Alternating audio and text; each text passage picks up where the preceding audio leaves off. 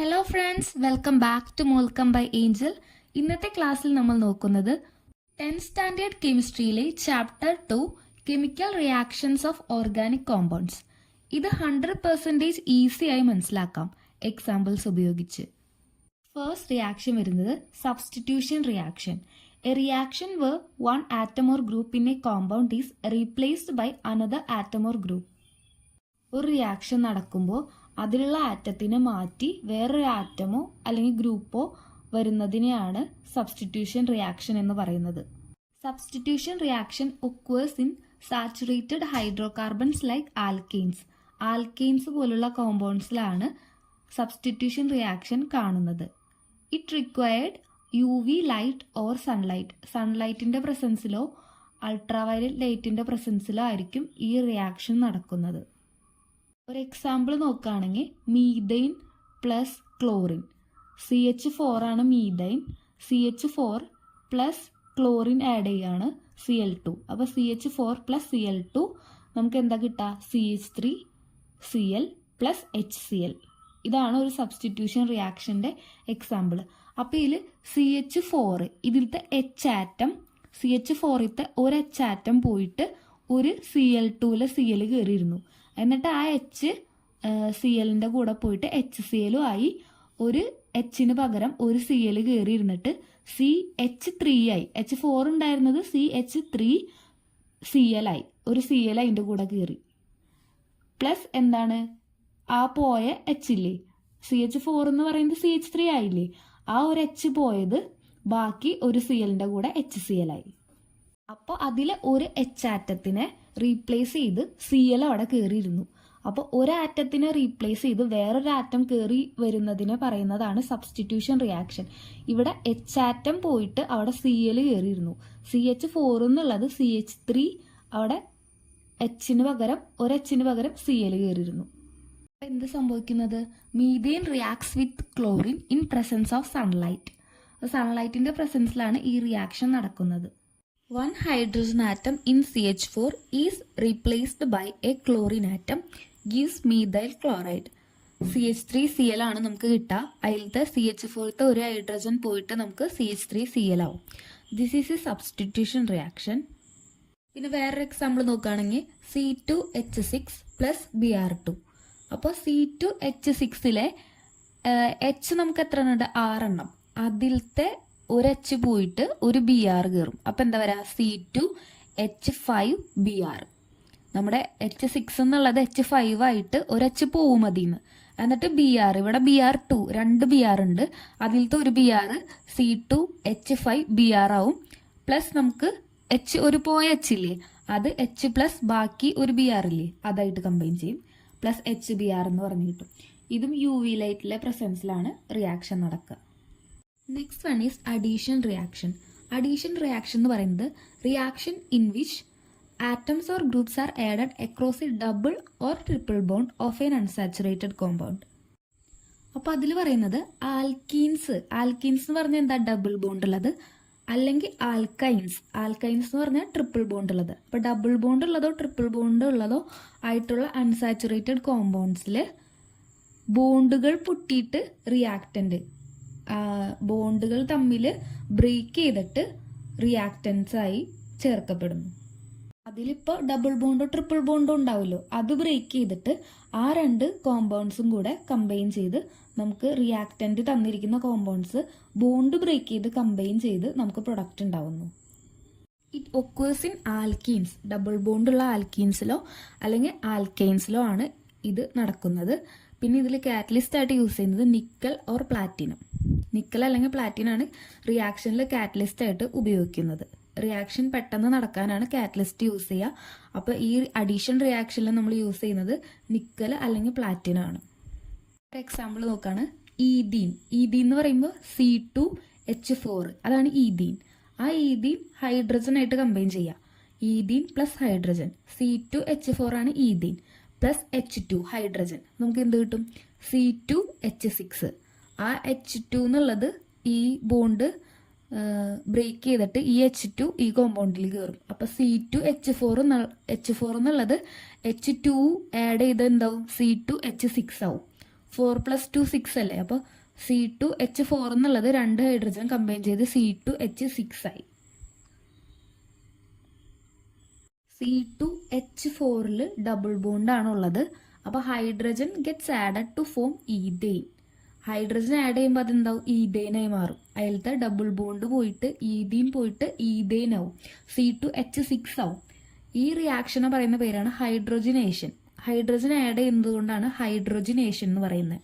അപ്പോൾ നമ്മുടെ ഈതീൻ ഉണ്ടായിരുന്ന ആൽക്കീൻ ഡബിൾ ബോണ്ട് ഉള്ളത്, അതിൽ 2 ഹൈഡ്രജൻ ആഡ് ചെയ്യുമ്പോൾ ആ ഡബിൾ ബോണ്ട് പൊട്ടിയിട്ട് C2H6 ആയി മാറും. ഇങ്ങനെ വരുന്ന റിയാക്ഷനാണ് അഡീഷൻ റിയാക്ഷൻ. ഇനി വേറൊരു എക്സാമ്പിൾ വരുന്നത് ബ്രോമിൻ അഡീഷൻ ടെസ്റ്റ്. അതിൽ വരുന്നത് C2H4 ഈതീൻ തന്നെ ആഡ് ചെയ്തത് Br2, C2H4 + Br2.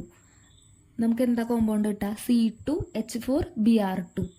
അങ്ങനെ പറഞ്ഞ് കമ്പൈൻ ചെയ്തൊരു കോമ്പൗണ്ട് കിട്ടും. നെക്സ്റ്റ് വരുന്ന ടോപ്പിക് പോളിമറൈസേഷൻ. പോളിമറൈസേഷൻ എന്ന് പറഞ്ഞാൽ എന്താ, മെനി സ്മോൾ മോളിക്യൂൾസ് എന്ന് വെച്ചാൽ monomers join to form a large chain of molecule. അതിനാണ് പോളിമർ എന്ന് പറയുന്നത്. ചെറിയ ചെറിയ മോളിക്യൂൾസ് കമ്പൈൻ ചെയ്ത് വലിയൊരു ചെയിൻ പോലാവും. നമ്മൾ ഒരു CH2, രണ്ടാമത്തെ ഒരു CH2 അങ്ങനെ കമ്പൈൻ ചെയ്ത് ഒരു വലിയ ചെയിനായി മാറും. ഓരോ സ്മോൾ മോളിക്യൂൾസ് അതിനെയാണ് പറയുക മോണോമേഴ്സ് കമ്പൈൻ ചെയ്ത് ചെയിൻ ആവുന്നതിനെ പറയുന്നതാണ് പോളിമർ. അപ്പോൾ മോണോമേഴ്സ് ആണ് സ്മോൾ മോളിക്യൂൾസ്, അത് കമ്പൈൻ ചെയ്ത് പോളിമറായ വലിയ ചെയിൻ ആവുന്നു. അപ്പോൾ ഈ റിയാക്ഷന് നമുക്ക് ഹീറ്റ് വേണം, പ്രഷർ വേണം, ഇനീഷ്യേറ്റേഴ്സ് വേണം. എക്സാമ്പിൾ നോക്കുകയാണെങ്കിൽ ഈതീൻ കമ്പൈൻ ചെയ്ത് കുറച്ചധികം n നമ്പർ ഓഫ്, എത്രയാണെന്നില്ല, n number of ethenes molecule combine ചെയ്ത് നമുക്ക് കിട്ടുന്ന ഒരു മോളിക്യൂളിന്റെ പേരാണ് പോളിത്തീൻ. ഈതീൻ കമ്പൈൻ ചെയ്ത് നമുക്ക് കിട്ടുന്ന ഒരു മോളിക്യൂളാണ് പോളിത്തീൻ. അപ്പോൾ നമ്മളിതിനെ എഴുതേണ്ട രൂപമുണ്ട്. നമ്മൾ ലെഫ്റ്റിൽ NCH2 ഡബിൾ ബോണ്ട് CH2 അങ്ങനെ അത് കമ്പൈൻ ചെയ്ത് n നമ്പർ ഓഫ്, എത്രയാണെന്നില്ല, ചിലപ്പോൾ ഒരു 10 അങ്ങനെ n number of CH2 combine ചെയ്ത് നമുക്ക് CH2 സിംഗിൾ ബോണ്ട് അങ്ങനെ പറഞ്ഞ ഡബിൾ ബോണ്ട് ബ്രേക്ക് ചെയ്തിട്ട് സിംഗിൾ ബോണ്ട് ആയിട്ടുള്ള കോമ്പൗണ്ട് ആയിട്ട് മാറും. അതാണ് ഈതീൻ്റെ എക്സാമ്പിൾ എടുത്താൽ നമുക്ക് കിട്ടുന്നതാണ് polythene. Ethene molecules join to form long chains of polythene. It is used in plastic bag. അപ്പോൾ നമ്മൾ പ്ലാസ്റ്റിക് ബാഗ്സിലൊക്കെ ഈ പോളിത്തീൻ ഉപയോഗിക്കുന്നുണ്ട്. അതുപോലെ നമ്മൾ ക്ലോത്ത്സിലൊക്കെ നോക്കിയാൽ പോളിത്തീൻ അങ്ങനെ വരുന്നുണ്ട്. അപ്പോൾ ബാഗൊക്കെ ഉണ്ടാക്കാൻ നമ്മൾ ഈ പോളിത്തീൻ യൂസ് ചെയ്യും. അപ്പോൾ ഈതീൻ മോളിക്യൂൾ കമ്പൈൻ ചെയ്ത് ഒരു ലോങ് ചെയിനായി മാറുന്നതാണ് പോളിത്തീൻ. അതുപോലെ തന്നെ വേറെ എക്സാമ്പിളാണ് വിനൈൽ ക്ലോറൈഡ് കമ്പൈൻ ചെയ്ത് നമുക്ക് ഉണ്ടാവുന്നതാണ് പോളിവിനൈൽ ക്ലോറൈഡ് എന്ന് പറഞ്ഞാൽ PVC. നമ്മൾ പൈപ്സിലൊക്കെ യൂസ് ചെയ്യുന്ന PVC. അതെങ്ങനെയാണ്, വിനൈൽ ക്ലോറൈഡുകൾ കമ്പൈൻ ചെയ്താണ് പോളിവിനൈൽ ക്ലോറൈഡ് ആയിട്ടുള്ള PVC ഉണ്ടാവുന്നത്. അത് നമ്മൾ പൈപ്സിലൊക്കെ യൂസ് ചെയ്യും. പിന്നെ സ്റ്റൈറിൻ കമ്പൈൻ ചെയ്താണ് പോളിസ്റ്റൈറിൻ ഉണ്ടാവുന്നത്. അത് നമ്മൾ തെർമോക്കോളിലൊക്കെ യൂസ് ചെയ്യും. നെക്സ്റ്റ് ടോപ്പിക്കാണ് thermal cracking. Large hydrocarbon molecules are broken down into smaller hydrocarbons by heat. നമ്മൾ ഹീറ്റ് കൊടുത്ത് ലാർജ് ആയിട്ടുള്ള ഹൈഡ്രോകാർബൺസ് ബ്രേക്ക് ചെയ്ത് സ്മോളർ വൺസ് ആക്കും.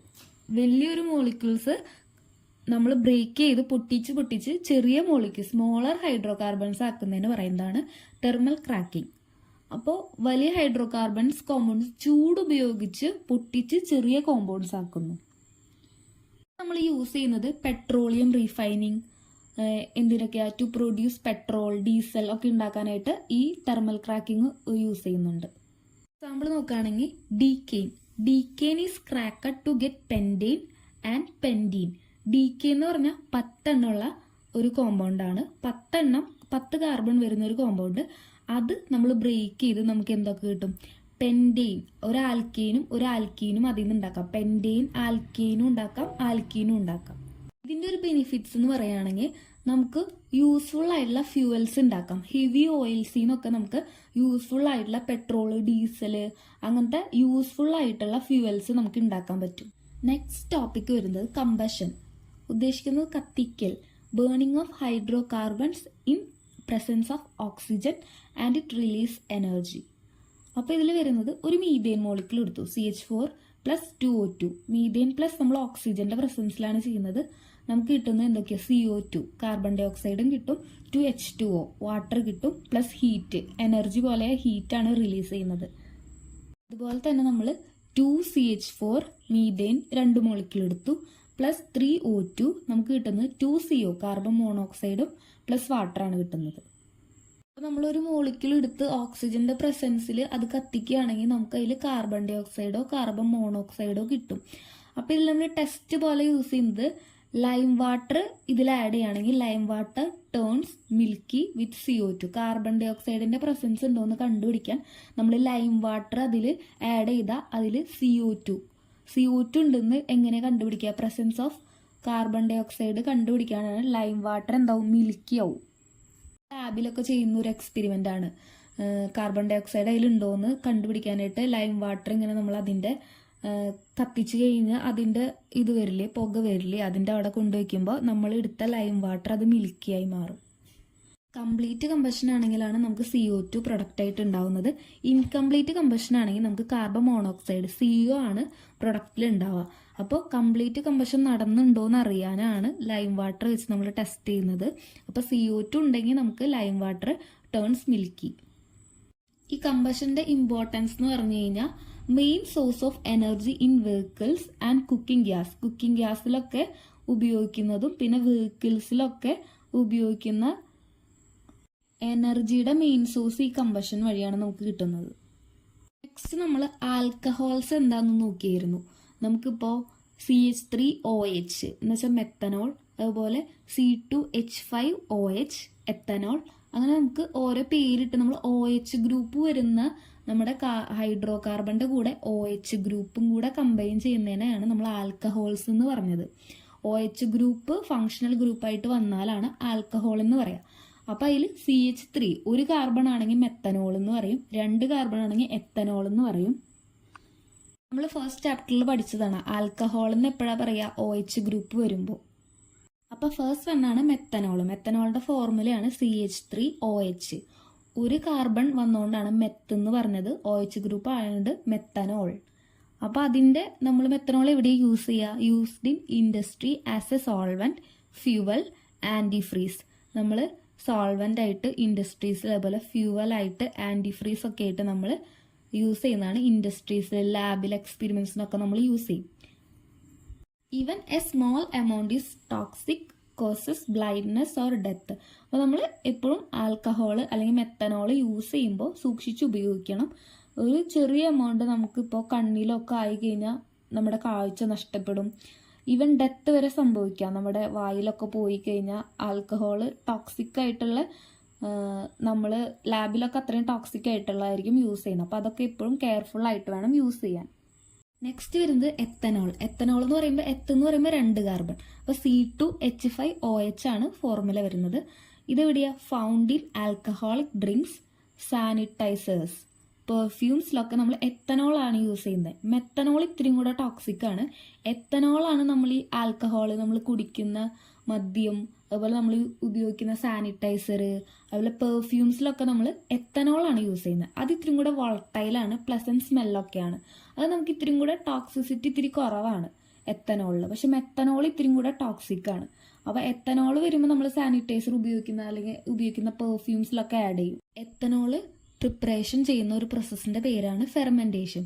അപ്പോൾ അതിൽ റിയാക്ഷൻ വരുന്നത് C6H12O6 ഗ്ലൂക്കോസ് ആണ്. അത് നമ്മൾ ഈസ്റ്റിന്റെ പ്രസൻസിൽ ചെയ്ത് കഴിഞ്ഞാൽ നമുക്ക് 2C2H5OH നമ്മുടെ എത്തനോൾ കിട്ടും, പ്ലസ് കാർബൺ ഡൈ ഓക്സൈഡ് ആണ് കിട്ടുന്നത്. ഈസ്റ്റിന്റെ പ്രസൻസിൽ yeast converts glucose into ethanol. ഗ്ലൂക്കോസിനെ എത്തനോൾ ആക്കി കൺവേർട്ട് ചെയ്യും. പിന്നെ ബൈ പ്രൊഡക്റ്റ് ആയിട്ട് കാർബൺ ഡൈ ഓക്സൈഡ് ഉണ്ടാവും. ഈ പ്രോസസ്സിനെ പറയുന്നതാണ് ഫെർമെന്റേഷൻ. അപ്പൊ എത്തനോൾ ഇവിടേക്ക് യൂസ് ചെയ്യുക ഡ്രിങ്ക്സിൽ, അതുപോലെ ഡിസിൻഫെക്റ്റന്റ്, അതുപോലെ തെർമോമീറ്റർ ലിക്വിഡിൽ, പിന്നെ പെർഫ്യൂം സോൾവെന്റിൽ. നെക്സ്റ്റ് ടോപ്പിക്കാണ് എസ്റ്റേഴ്സ്. സുന്ദരമായ സ്മെല്ലുള്ള ഓർഗാനിക് സംയുക്തങ്ങൾ formed by reaction of alcohol with carboxylic acid in presence of acid catalyst. Alcohol നമ്മൾ പറഞ്ഞു, ഏതെങ്കിലും ഒരു ആൽക്കഹോൾ, മെത്തനോളോ എത്തനോളോ, അത് എത്തനോളോ മെത്തനോളോ ഇപ്പം എത്തനോൾ എടുത്തു. എത്തനോൾ കാർബോക്സിലിക് ആസിഡ് എപ്പോഴാണ് ഗ്രൂപ്പ് വരുന്നത്? COOH വരുന്നതാണ് കാർബോക്സിലിക് ആസിഡ്, OH വരുന്നതാണ് ആൽക്കഹോള്. കാർബോക്സിലിക് ആസിഡിന്റെ ഗ്രൂപ്പ്, ഫങ്ഷണൽ ഗ്രൂപ്പ് ഏതാ? COOH. നമ്മളൊരു കാർബോക്സിലിക് ആസിഡും ആൽക്കഹോളും എടുത്തു, കമ്പൈൻ ചെയ്തു. എന്ത് പ്രസൻസിൽ? ഒരു ആസിഡ് കാറ്റലിസ്റ്റ് ആഡ് ചെയ്തു. അപ്പം നമുക്ക് എന്ത് കിട്ടും? ഈ പറയുന്ന എസ്റ്റർ അങ്ങനെയാണ് ഫോം ചെയ്യുന്നത്. ശേഷം നോക്കുകയാണെങ്കിൽ CH3COH അതാണ് കാർബോക്സിലിക് ആസിഡ്, പ്ലസ് C2H5OH അതാണ് നമ്മുടെ എത്തനോൾ. നമുക്ക് ഒരു കാറ്റലിസ്റ്റ് ആഡ് ചെയ്തു, നമുക്ക് കിട്ടുന്നത് C3COO C2H5. ഇതാണ് എസ്റ്റർ, പ്ലസ് വാട്ടറും കിട്ടും. എസ്റ്ററിന്റെ ഫോർമുല CH3COO C2H5. എസ്റ്റേഴ്സ് എവിടെയൊക്കെ യൂസ് ചെയ്യുക? നമ്മൾ പെർഫ്യൂംസിൽ യൂസ് ചെയ്യും. നമ്മൾ ഡെയിലി യൂസ് ചെയ്യുന്ന പെർഫ്യൂംസിൽ, അതുപോലെ ആർട്ടിഫിഷ്യൽ ഫ്ലേവേഴ്സിൽ, നമ്മളിപ്പോൾ എന്തെങ്കിലും ഫുഡ് ഐറ്റംസിലൊക്കെ ഫ്ലേവറിങ്ങിന് വേണ്ടിയിട്ട് ഇത് യൂസ് ചെയ്യും. അതുപോലെ സോപ്സിൽ, അതുപോലെ കോസ്മെറ്റിക്സിലൊക്കെ നല്ല പ്ലസൻറ്റ് സ്മെല്ല് കിട്ടാൻ വേണ്ടിയിട്ടാണ് എസ്റ്റേഴ്സ് യൂസ് ചെയ്യുക. നല്ല സ്മെല്ല് കിട്ടാൻ വേണ്ടിയിട്ടാണ് ഇത് യൂസ് ചെയ്യുക. Next topic medicines from organic compound. നമ്മൾ ഓർഗാനിക് കോമ്പൗണ്ടിൽ നിന്ന് മെയിനായിട്ട് ഉണ്ടാക്കുന്ന മെഡിസിൻസ്, നമുക്ക് പരിചയമുള്ള മെഡിസിൻസ് ഏതൊക്കെയാണെന്ന് നോക്കാം. അപ്പോൾ മരുന്നുകൾ ഉണ്ടാക്കാൻ ഉപയോഗിക്കുന്ന പല കെമിക്കൽസും ഓർഗാനിക് കോമ്പൗണ്ട്സുകളാണ്. നമ്മൾ ഈ കണ്ട ഓർഗാനിക് കോമ്പൗണ്ട്സ് ഒക്കെയാണ് നമ്മൾ മരുന്നുകൾ ഉണ്ടാക്കാനൊക്കെ ഉപയോഗിക്കുന്നത്. അപ്പോൾ ഒരു ഫസ്റ്റ് എക്സാമ്പിൾ ആസ്പിരിൻ നമുക്കറിയാം, പെയിൻ റിലീഫായിട്ട്, വേദനയ്ക്ക്, അതുപോലെ ഫീവർ കുറയ്ക്കാൻ, പനി കുറയ്ക്കാനൊക്കെ നമ്മൾ സ്ഥിരം ഉപയോഗിക്കുന്ന ഒരു മരുന്നുകളിൽ ഒന്നാണ് ആസ്പിരിൻ. Next example paracetamol. നമുക്ക് എല്ലാവർക്കും അറിയുന്നതാണ് പാരസെറ്റമോള്. നമുക്ക് തലവേദന, ഹെഡ് ഏക്കിന്, അതുപോലെ ഫീവറിന്, പനിക്കെല്ലാം നമ്മൾ പാരസെറ്റമോൾ കഴിക്കും. എന്ത് വേദനയൊക്കെ നമുക്ക് പാരസെറ്റമോൾ വെച്ച് മാറ്റാം. അപ്പോൾ ഈ പാരസെറ്റമോൾ എന്ന് പറയുന്നതും ഈ ഓർഗാനിക് കോമ്പൗണ്ട്സ് കമ്പൈൻ ചെയ്ത് ഉണ്ടാക്കിയതാണ്. പിന്നെ വരുന്നത് പെനിസിലിൻ. പെനിസിലിൻ എന്ന് പറഞ്ഞൊരു ആൻറ്റിബയോട്ടിക് ആണ്. നമുക്ക് എന്തെങ്കിലും ആൻറ്റിബയോട്ടിക് ആയിട്ട് ഉപയോഗിക്കുന്നതാണ് പെനിസിലിൻ. അത് ഇതുപോലെ നമ്മൾ ഈ ഓർഗാനിക് കോമ്പൗണ്ട്സ് കമ്പൈൻ ചെയ്ത് ഉണ്ടാക്കിയതാണ്. പിന്നെ നമ്മൾ എത്തനോൾ എന്തിലാണ് യൂസ് ചെയ്യുക? സാനിറ്റൈസറിൽ. അപ്പോൾ സാനിറ്റൈസറിലും നമ്മൾ ആൻറ്റിസെപ്റ്റിക് ആയിട്ട് എത്തനോൾ ഉപയോഗിക്കും. അതും ഒരു ഓർഗാനിക് കോമ്പൗണ്ടാണ്. അപ്പോൾ എന്തുകൊണ്ടാണ് ഈ ഓർഗാനിക് കോമ്പൗണ്ട്സ് മെഡിസിൻസിൽ തിരഞ്ഞെടുക്കാൻ കാരണം എന്താ? Why organic? Because they easily dissolve in body fluids and react biologically. അത് പെട്ടെന്ന് തന്നെ ബോഡി ഫ്ലൂയിഡ്സിൽ ഡിസോൾവ് ആയി നമുക്ക് വേണ്ട ബയോളജിക്കലി റിയാക്ട് ചെയ്ത് നമുക്ക് വേണ്ട റിസൾട്ട് കിട്ടും. അപ്പോൾ പെട്ടെന്ന് തന്നെ ബോഡി ഫ്ലൂയിഡ്സിലൊക്കെ ഡിസോൾവ് ആവുന്നത് ഓർഗാനിക് കോമ്പൗണ്ട്സ് ആയതുകൊണ്ടാണ് ഓർഗാനിക് കോമ്പൗണ്ട് മെഡിസിൻസിലൊക്കെ ചൂസ് ചെയ്തത്. അപ്പോൾ നമ്മൾ ഈ ക്ലാസ്സിൽ എന്തൊക്കെയാണ് നോക്കിയത്? സബ്സ്റ്റിറ്റ്യൂഷൻ റിയാക്ഷൻ, അതുപോലെ അഡീഷൻ റിയാക്ഷൻ, പോളിമറൈസേഷൻ, പിന്നെ തെർമൽ ക്രാക്കിംഗ്, കമ്പഷൻ, പിന്നെ ആൽക്കഹോൾസിൽ നമ്മൾ എത്തനോൾ നോക്കി, അതിൻ്റെ യൂസസ് ഒക്കെ നോക്കി, പിന്നെ എസ്റ്റേഴ്സ് നോക്കി, പിന്നെ നമ്മൾ ഈ ഓർഗാനിക് കോമ്പൗണ്ട്സ് ഉപയോഗിച്ചിട്ടുള്ള മെഡിസിൻസ്. അപ്പോൾ ചാപ്റ്റർ 2 കംപ്ലീറ്റ് ആയി.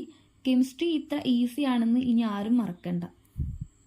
അപ്പോൾ വീഡിയോ ഇഷ്ടമായെങ്കിൽ പ്ലീസ് ലൈക്ക് ചെയ്യൂ, ഷെയർ ചെയ്യൂ. മോൾക്കം ബൈ ഏഞ്ചൽ ചാനൽ സബ്സ്ക്രൈബ് ചെയ്യൂ. നമുക്ക് കെമിസ്ട്രി ഇൻട്രസ്റ്റിംഗ് ആൻഡ് ഈസി ആക്കാം. See you in the next class.